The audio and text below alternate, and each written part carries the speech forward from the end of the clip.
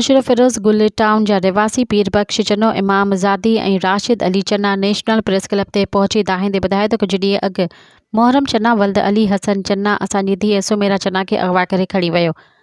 कूड़ो निकाह नामो नौशर फिरोज़ थाणे ते दाख़िल करायो अथसि ऐं असां थाणे ते वञूं था त पुलिस कुझु बि नथी करे ऐं मोहरम चन्नो पंहिंजी कुंडन बरकत चन्ना ऐं वहीद ॾेराज खां असांखे धमकियूं थो ॾियारे त को बि क़दम खणंदो त तव्हांखे उफट मारींदासीं। उनजी ॿी शादी अॻु में थियल आहे, उहे बि मोहरम ते जुड़ियल आहिनि।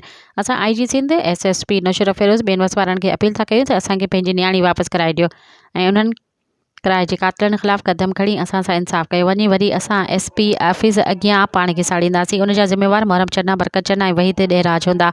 फ़ौरन उन्हनि ख़िलाफ़ु कानूनी कार्रवाई करे असां सां इंसाफ़ कयो वञे। वधीक ॾिसूं था ज़मीर वस्त्रो जी ही रिपोर्ट। मज़ीद ख़बरनि ऐं तफ़सीलात लाइ विज़िट कयो असांजी वेबसाइट www.awamiNewsHD.com ऐं ॾिसंदा रहो अवामी न्यूज़ HD।